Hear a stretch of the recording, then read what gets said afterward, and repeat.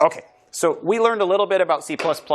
It has a lot of similarities to Java. Oh, man, this is so weird having this right behind me like this. So a lot of the syntax is pretty similar, right? Except some of the overall framing of the program looks a little bit different. You write these initial lines here that allow you to use input and output to the console, like printing statements like hello world. You need those at the top. And then you write an int main that contains your statements that you want to write. So let's talk a little bit more about some of those kinds of statements. Well, when you say include, you're asking to use the C++ library in your program. There are two kinds of libraries. One is parts that come with C++ itself, like when you install the C++ compiler, that comes with some libraries. And the other kind of library that you might use is one that comes with your little project for your particular program that you're writing. Like we here at Stanford, we've written some libraries. And those two types, ones that come with C++ versus ones that come from Stanford or come with your project that you're working on, there's a slightly different syntax to use those two types of libraries. If you're using built-in libraries, they have angle brackets. And if you're using project-specific libraries, they have quotation marks, and you say .h. Now, in general, you won't need to worry about this very much. Because when we give you out a homework assignment or something, we will already give you the list of all the libraries that you need to use. And they'll already be included in your file for you. But I want you to know that that's a thing that needs to be addressed in C++ programs sometimes. So as we go along, when I show you different libraries and different functions and things, I'll mention what libraries they come from and how you would use those libraries, how you would include them in your projects. So that's an include statement. There's also this other line underneath it called a using namespace statement. And those two lines are all often seen together. Using a namespace basically means you want to use the various names from that library inside of your program. So a lot of people get a little bit confused at the need for both an include statement and a namespace statement. Basically, you can attach a library to your program without referring directly to the names inside of that library. So it's a little weird to separate those two concepts from each other. But the most common thing that we use in our programs is we'll say that we're going to use the namespace std, which stands for standard library. And so basically, by writing at the top of our program, it enables us to use certain identifiers that come with C++. The one that we're using first is called cout. Cout is the output to the console. So if you have a program here, let me open up this project here. When you say cout, the way that your program is able to find cout is because you've said, I want to use the names that come from the standard library. And so basically, I'm just telling you that you have to have these include lines and this using namespace line at the start of your programs if you want to print output. Okay? There are other namespaces, but that's the one that we'll use the most commonly. OK, so now let's talk about the output. The syntax for the output looks a little weird. Cout basically means console output. And the way that you print things to the console, in Java, how do you print to the console? What do you write? System out println, or you write println, right? So this is very similar to println. In C++, you write cout, and then you write these waka waka operators, because it looks like two Pac-Mans, right? And they're eating the output. That's the way you think of it. Because a lot of times students forget which way to do them, or they go that way or that way, and just you're eating the output. So cout, less than less than, and then you write the thing that you want to print.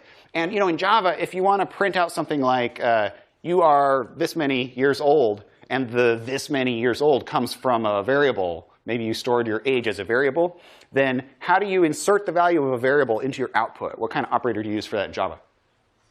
Yeah, you use a plus sign, right? So in C++, you don't use a plus. You use a less than operation. Do you see that? So the part in the quotes is a string, and so it will literally write the words you are. And then we will print the value of the variable whose name is age. And then we will write the string, that many years old. So that's how you do that. If you want to go down to the next line, you write end line at the end of your output. In Java, you might have seen these backslash characters to go to the next line, \n. You could write a \n here, bless you.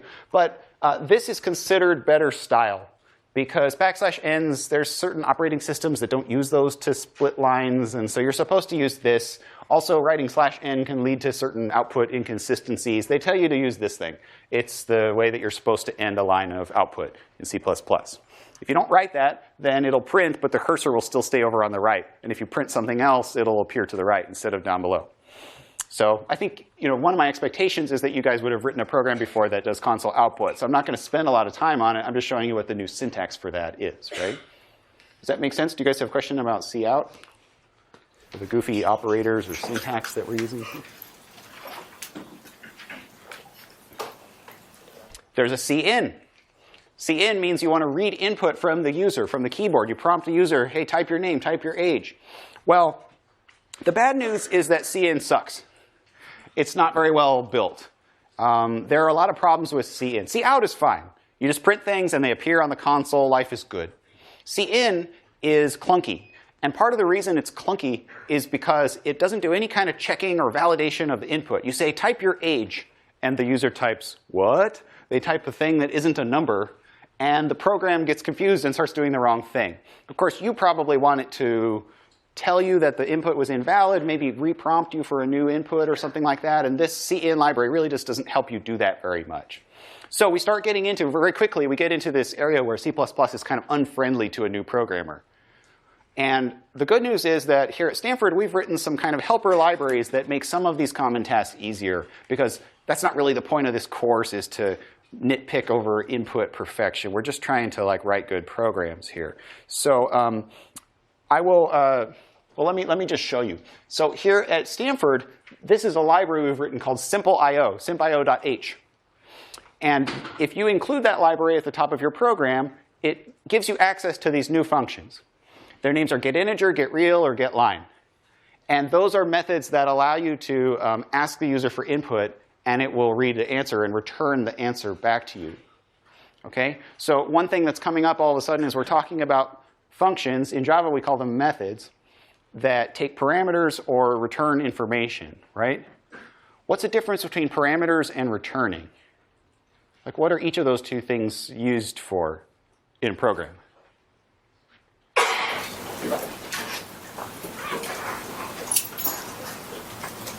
Yes, sir.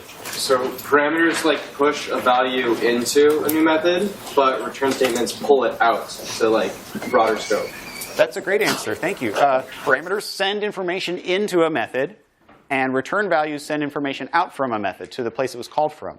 Yeah, that's a great way of thinking of it. And these methods, whenever I show you slides, and I'm going to show you new commands, new methods, whatever, I'll show you the parameters in parentheses or something like that. So these methods all take what we would call a prompt, like a string that you want to show the user to tell them what question you're asking them. Like you'll say, getInteger, and then in quotes you'll say, tell me how old you are, something like that. That's a parameter that you're passing to the function. And then the function will return back to you the integer that the person typed. And if the user doesn't type an integer, it'll reprompt them until they do. So let me show you an example of doing these things. So we've got hello world right here, which isn't particularly exciting. Maybe instead what I'll do is I'll say, how old are you? So the way you would ask the user how old they are is you'll say int age equals, and now you'll call the getInteger function. And then this command, notice Qt Creator kind of tells you what messages, what parameters that you need to pass. So I'll say, how old are you, question mark. And then the idea is that when you call this function, it's going to wait until they type the answer and press enter. And then once they do, it'll store the answer in that variable named age, right? So after they've typed that, I can say cout, wow, age is really old, something like that, endl. I mean, that's not very interesting program, but I compile it. You'll see me sometimes do things where there's no movement on the screen. I'm hitting hotkeys. You can hit Control-B to build and Control-R to run. Or you could just push the little running button to run it. That's fine, too. So I'll hit Control-R to run it. And it says, how old are you? And now it's waiting for me. So the program is sitting there on line 14, right? So how old am I? I never tell students my real age. But I'm 35. But anyway, so I type 19. It says, wow, 19 is really old. So I'm able to input information into the program that it uses later in a variable, right? So that's console input and output. And I mentioned that these libraries were supposed to be making things easier, right? So one of the things these libraries do is if I say, how old are you? None of your business. And then it says, that's not a legal integer, so it asks me again. So that's one way that these libraries make things a little bit easier for us to use, okay? So console input and console output. A lot of the other syntax is pretty similar to Java. Like if you want to write a comment, you can just come up here to the top and you can put it with the /* and */ for a multiple line comment, right? And then down here in the middle of the program, if you want to say make fun of how old the user is. You can use a single line comment, the same syntax as Java, using 2 slashes. So those are both the same as well. OK, so those are just some of the basics of writing little console-based programs in C++. And if you took 106A here, we did a lot of graphics and animation and shapes and colors flying around and stuff like that. And we'll do a little bit of that in this class, but we do more console kind of println and cout stuff here because we tend to focus more on data. Like we'll read a bunch of names, we'll read a bunch of numbers and crunch through them and then spit out some computational results. So it's a little less about animation and gizmos and stuff in 106B. So I wanted to at least show you some console things. Any questions so far about this material? Cout, cin.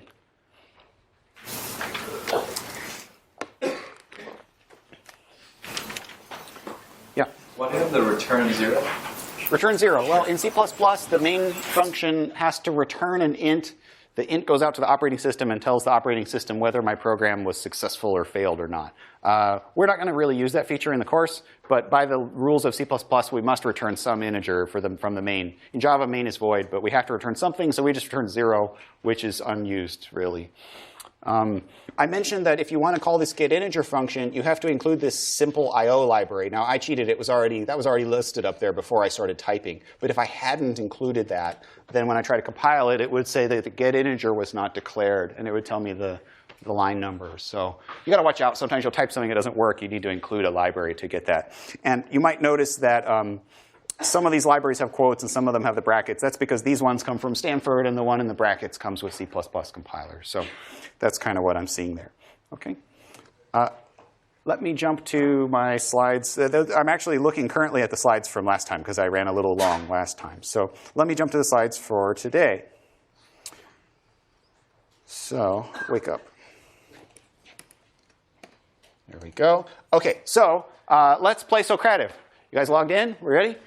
Now, I know not everybody has it set up yet, but let's give it a try. Of course, when you see that little annoying icon, that means I'm going to make you answer a question. So I go over here to my screen first, and I tell it, oops, don't read people's email addresses.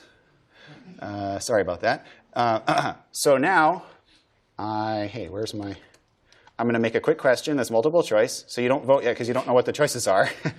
But now I pop up the question. So this is a simple one. I'm just doing one to give you a demo so you can try it out. So here's a program. All of these lines are illegal except for one. Which one is not an error? I'll give you about a minute to look it over and cast a vote which one you think is legal.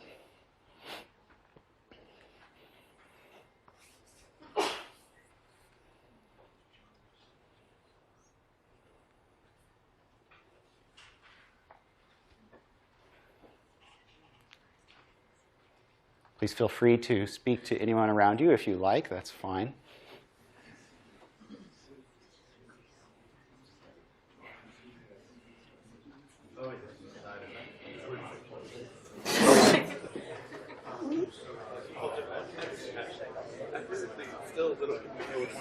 But I figured out my hygiene business. You figured it out, Aaron? You got it?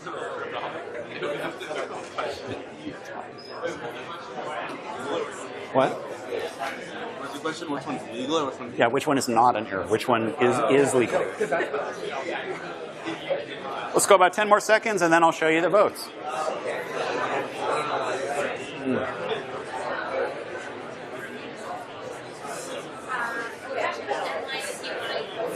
All right, if you haven't voted yet, make your best guess, and I'll show you what people have been voting for. Ready? You guys think the answer is C, with a pretty decent majority there. 69% say C. OK, well, let's use a process of elimination. What's wrong with A? Somebody, why is that wrong? Yes? It says import instead of include. Import instead of include. I'm trying to mess with you guys in your Java brain, right? It's supposed to say include there. OK, what's wrong with B? Somebody, what's wrong with B? Something different. It says public static. Yeah, you don't say that shit in C++. No. We just say nothing. No public, no static. What's wrong with D? Arrows are gone. The alligator arrow. Oh, you know what? That one's tricky because I didn't spend very much time showing you CIN, so I could see if that one was tricky for you. When you read things into CIN, you use the other direction of arrows. So maybe that's a dirty question. What's wrong with E? It's pluses to concatenate, to glue together the output. It should be alligators, right? It should be Pac-Mans. Okay, well, anyway, that's just an example of, I mean, and again, it doesn't matter if you get it right. Just being here and trying and voting is what counts. So, okay. Well, let me talk about a new topic. Let's talk about functions. Functions are basically methods. Okay? So if you want to write a function, we wrote the main function in all of our programs, but if you want to write other functions, here's the syntax. It's pretty much the same as Java, but in Java, usually you say public or private. Sometimes you say other words at the heading of the function. In C++, you write the return type, and then the name, and then in parentheses, you write the parameters, and then in braces, you write the statements. And if the function returns something, you have to say that at the end. So this is pretty similar to Java. Pretty similar. And again, the point of writing functions is what? Why would I want to write a function? I mean, you should know that probably from A, but what are some reasons you might want a function other than main?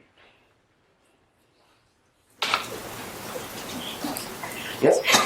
To avoid the repeat code. Yeah, that's a great answer. To avoid repeating code. If you have the same piece of code twice in main, maybe make a function for it and then call the function 2 times, and you save a bunch of repeated code, right? Are there any other reasons you might want a function, or is that it?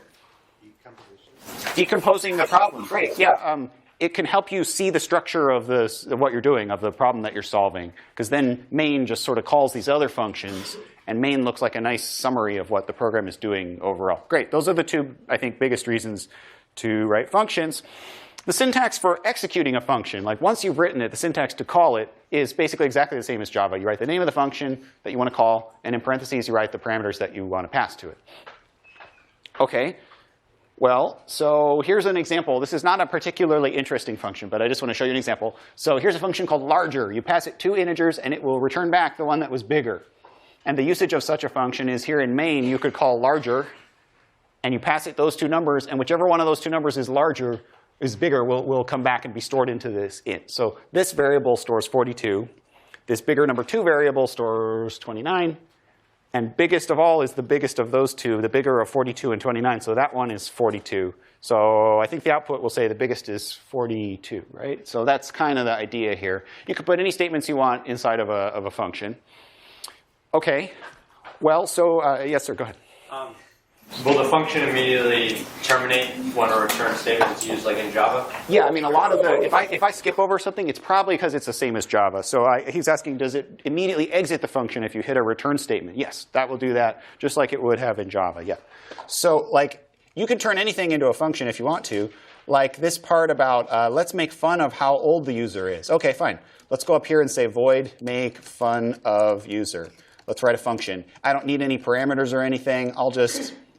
Bless you. I'll just paste that in. And then down here, I can say make fun of user. I can execute that function. I can call it from main. I could even call it twice, right? That's part of the point. I wouldn't want to copy paste those lines 2 times. I compile and I run. And it says hello world. It says how old are you?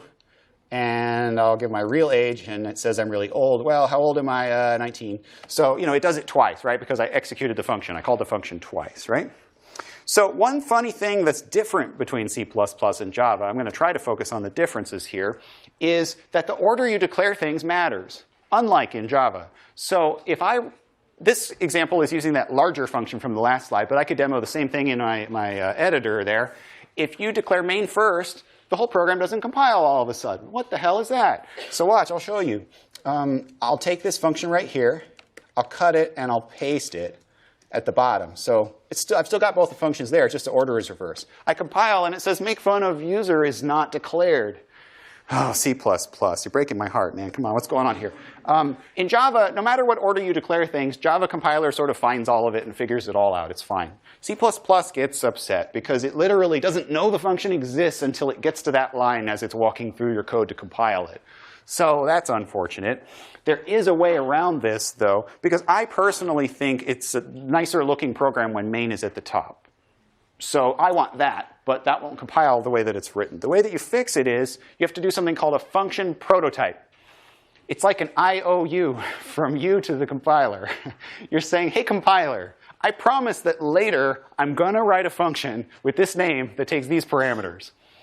And syntactically, what that amounts to is you write the whole heading of the function, and then you put a semicolon instead of the curly braces.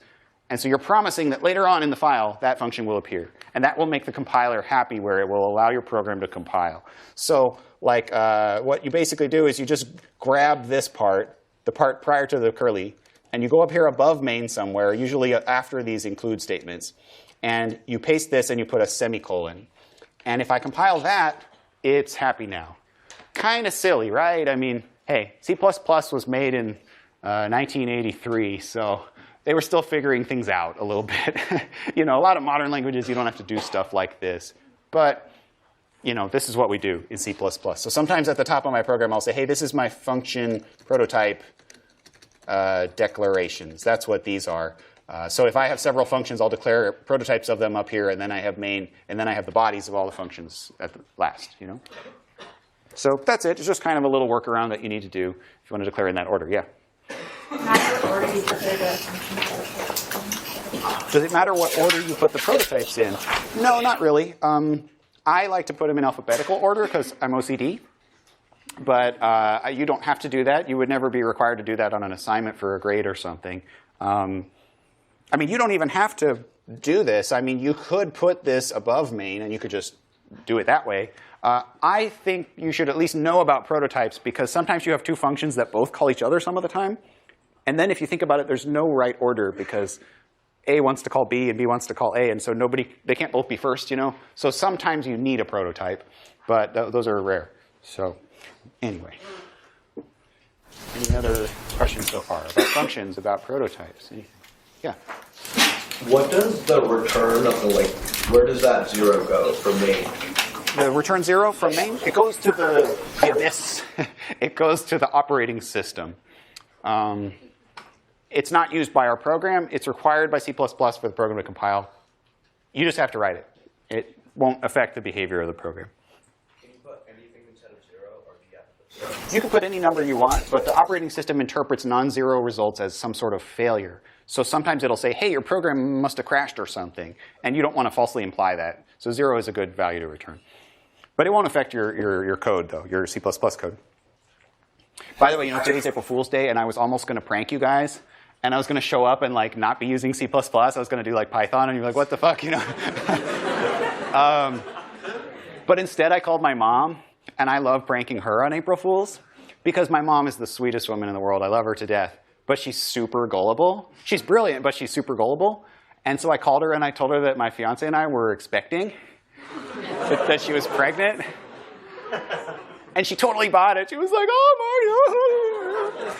What are you going to, is it a boy or a girl? What are you going to name it? And I said, it's a girl. We're going to name her April. April F. And then she says, I swear, no sarcasm. She says, what's the F stand for? And I was like, fools. And then she wanted to murder me. I love that gal. Not actually expecting any children. So there are some functions that come with C++. There's a math library. If you include CMath in angle brackets, now you suddenly can call all these functions like round, square root, min, max, pow. In Java, there are very similar functions. Do you remember how to call them in Java? It's slightly different. You say math.max, math.round. In C++, you just say max. You just say round. It's just a little bit different design of the language. So you don't say math dot. You just say the name of the function.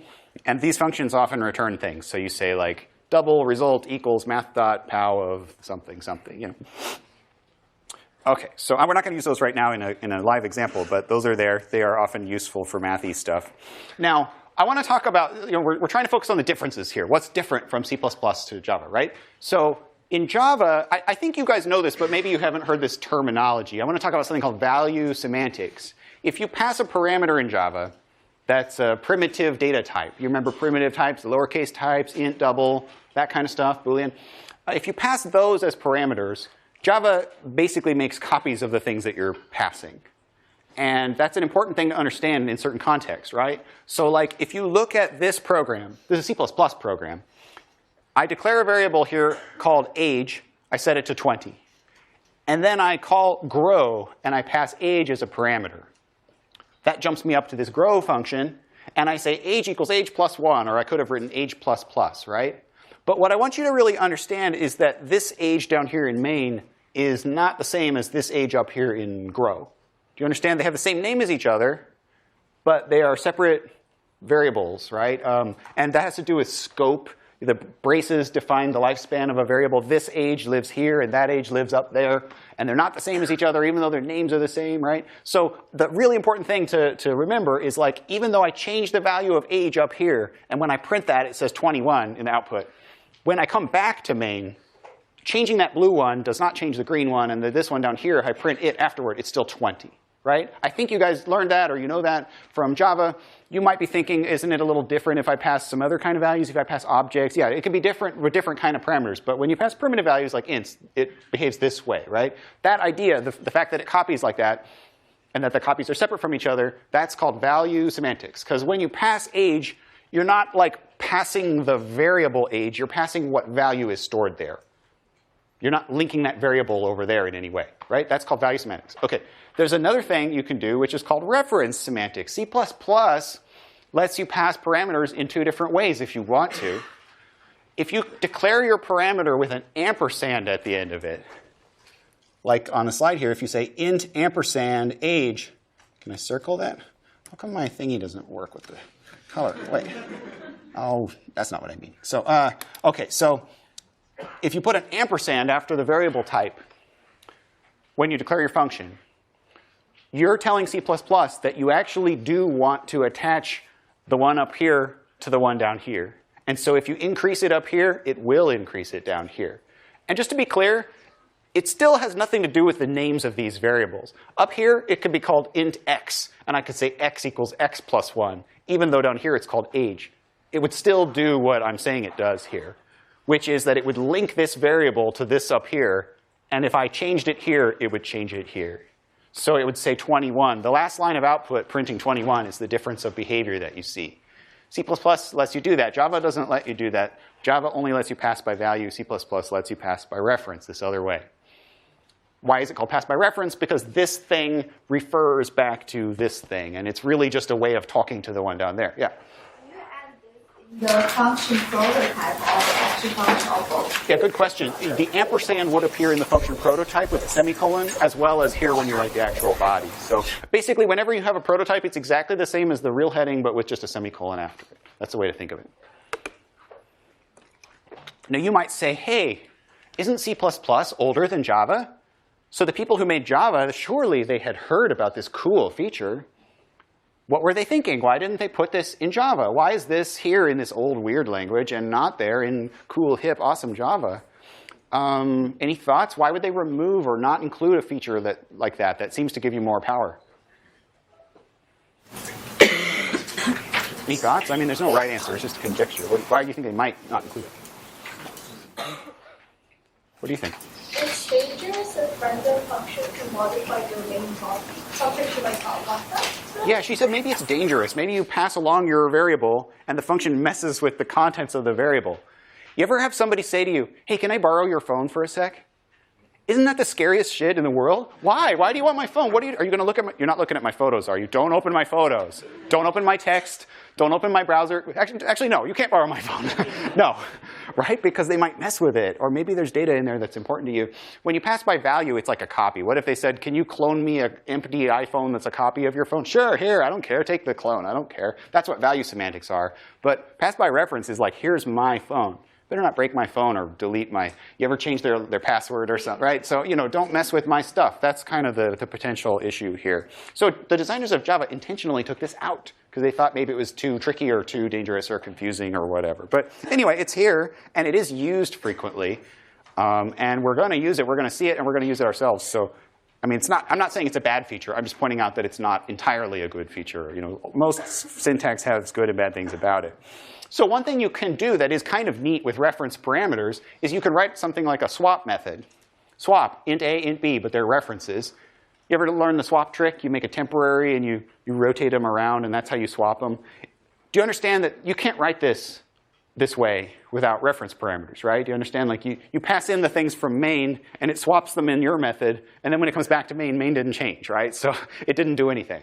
But if you have references, then it really does change what you passed in from main. So this works in C++. That's kind of cool, right? A common use of reference parameters is to, return basically two new values. Like if you pass in things, you can return something out at the end. That's what returns are for. But I think you can only return one thing, right? So if you want to return two things, you're just out of luck. Like in Java, did you ever encounter that? You wanted to return two things? And you can kind of hack it, like you make an array and you put the two things in the array or something weird like that. It's probably, you just feel icky, like you're not supposed to be doing this or whatever, right? It's like if you have a really long name and there's not enough bubbles on the form you're filling out, so you have to have an arrow over here to the rest of your name. And so if you're just like, oh, I feel like I'm not using this the way it was meant to be used. So in C++, you can kind of return two things by having two reference parameters and storing new values in them. And then when the function comes back, you have made two changes that main can see, right? So that's kind of one use of this. OK, you see my little blue thing, right? I'm going to do another question. So let's play Socrative again. So new multiple choice, yes. You don't know what the choices are yet, so I have to show you. OK, so here's a weird-looking mystery problem. Here's main. I declare some variables. I call this function, pass them in, and then it does some changes. And then when I'm done, I print these values. What do you think is the output? Take a look. I'll give you about a minute or so. You can talk to your buddies if you want.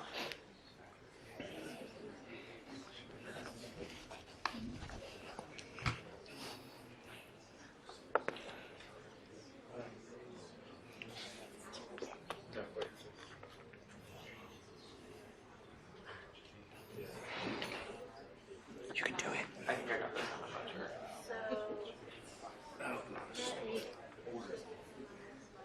I feel better about it.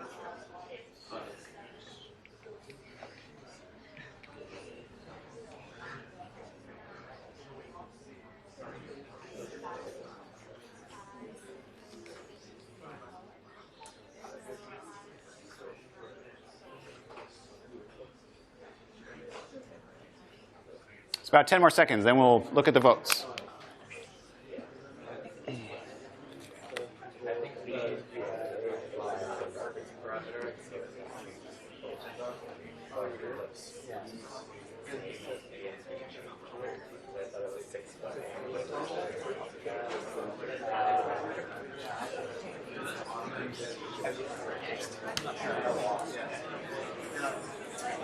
Are we sufficiently confused yet? If you haven't voted yet, give me your best guess, and I'll show you what the results are on the screen. Ready? Does somebody want more time? Raise your hand if you want more time. More time? OK, 30 seconds. More time. Go ahead.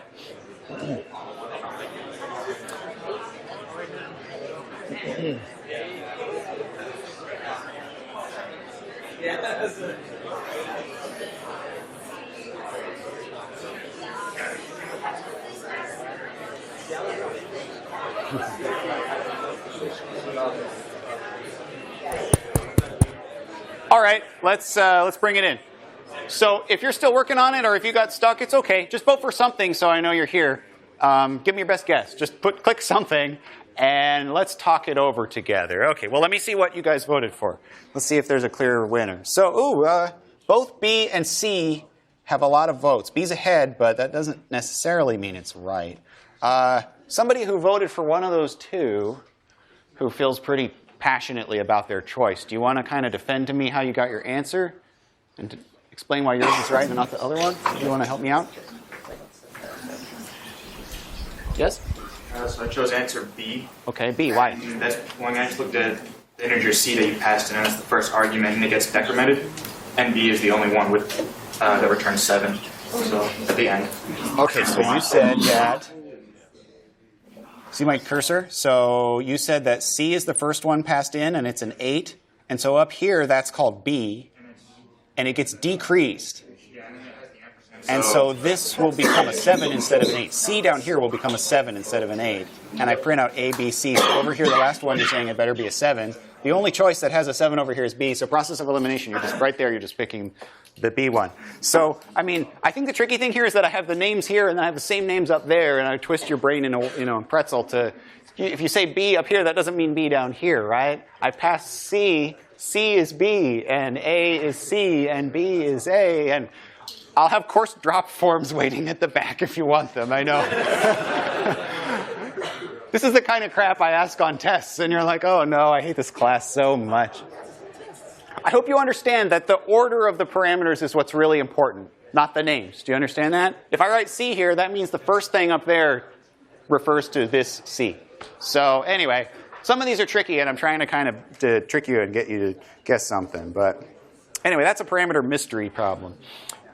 OK, so I mentioned that you can sort of use reference parameters as a way of returning two things. I don't know if you guys ever read this comic called XKCD. I love it. They have this one comic where they joke that like the older you get, the wider of range of people it's allowed for you to go on dates with. And they have this goofy math formula that as long as their age is, you know, if somebody's too young, you shouldn't go out with them, right? It's creepy. But as long as they're at least half your age plus 7, it's OK, according to this comic, you know. So I wrote a function that if you tell me your age, then I'll tell you the min and max age of people that it's OK for you to go on a date with, right? And the way how do I return the minimum and the maximum good age for you? Well, I can't return them both as return values. So instead, I have these two variables, references, and I store the minimum and maximum in those variables. And down here, the interesting thing is in main, I declare variables. I don't even give them any values, and I pass them in. Now, when you guys think about parameters, it seems weird to pass a parameter that you haven't given a value to yet, right? That's weird, isn't it? But that's OK, because I'm not passing its value. I'm telling this function to attach itself, attach min to here. And so it stores, you know, 48 over 2 plus 7 in here, which is, what, 31, right? 24 plus 7. So this is like an idea, a trick for getting sort of two returns out of one function. Kind of makes sense? Does this code make sense? Do you have any question about this slide? This is like a C++ idiom, we would say. The two returns as reference parameters.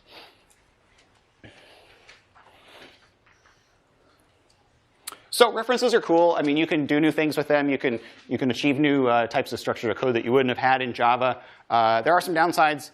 I mentioned, I mean, you mentioned that you can, you can pass in something and mess it up. And unfortunately, the worst part about it is when you call the function, the syntax is exactly the same, whether it's a reference or not. And so you can't tell whether these are being passed by reference just by looking at this line of code.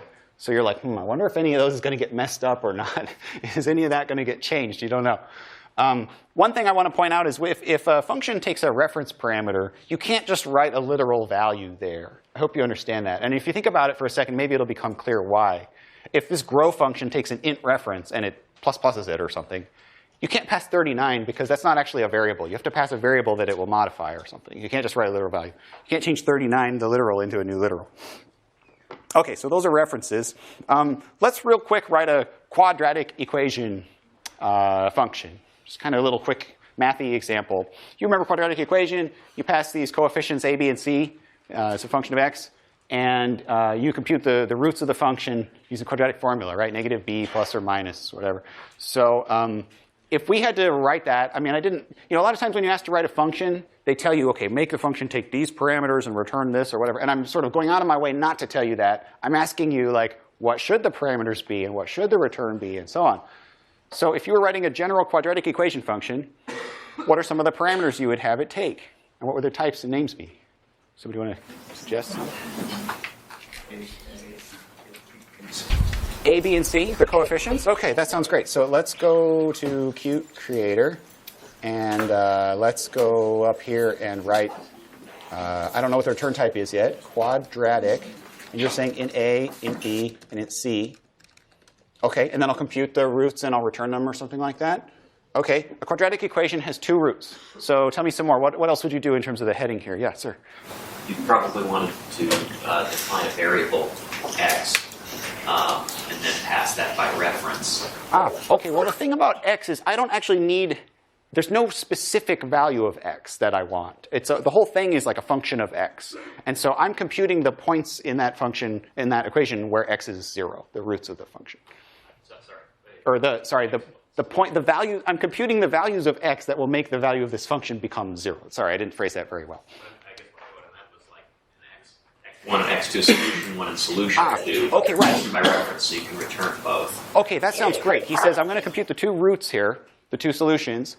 And you're saying I can't return both of those because I can only return one thing. So let's make those both be reference parameters here. That sounds great. So how about the roots can be real numbers, can't they? So let's do double root 1 and double root 2. And you said let's pass those as references. And the idea is that the function will store values in there, right, as we do our work. What kind of value should the function return? I guess it's a tricky question because like the whole point is to compute root 1 and root 2. And if we do that and store those in those variables, then we're done. So there actually is no need to also return anything. You might think I need to return int or a double or something, but just storing into these two guys over here, that'll be good enough. So the quadratic formula is negative b plus or minus radical b squared minus 4ac, right? So how do I do the radical part here? I call the squirt function, right? The square root function. I go up here and I say I need to include the C math library. See how it helps me complete it? I type CMA and it suggests it. C math. Now down here I can say that I want the square root of that. Oops. There's a square root. So maybe what I'll say is root 1 equals that, and root 2 equals that. Did I do the formula right? Divided by 2a. The whole thing over 2a. Yeah, duh. OK, fine. This over 2 times a. Yeah. OK, sorry about that. The whole reason I majored in computer science was so I wouldn't have to admit how bad I am at math. OK, so root 2. No, actually, CS has a lot of math in it. But anyway. OK, so quadratic. I store the values of root 1 and root 2. Now up here in main, I can declare like double R1, R2. Those are the roots that I'm going to store. So on the slide here, the roots of x squared minus 3x minus 4. So maybe I'd say, OK, x squared, that's 1x squared minus 3x minus 4 minus 3x minus 4, and store the answers in R1 and R2. And then I'll say, like, see out the roots are R1 and R2, end all. OK? So I compile that, and I run it, and the roots are 4 and -1. So I think that matches kind of what we're trying to compute here. So I was just trying to show you an example of using reference parameters to send out information from the function. OK? Any questions about this code? What's the point of having a type for your function? You can just return that as you want. What's the point of ever returning anything, right? Because you can always just use a reference parameter. That's a great question.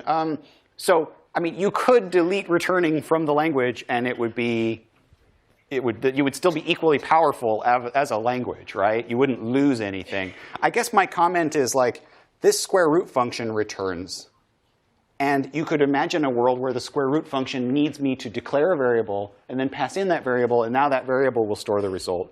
I think that would be a more cumbersome construction of that function. I just want to pass in stuff, and there's only one thing that comes out. And if there's only one concrete, simple thing coming out, it makes a lot of sense to return that. So reference, I think they each have a little niche that they fill, you know. Yeah. Do we need to convert the integer parameters into doubles?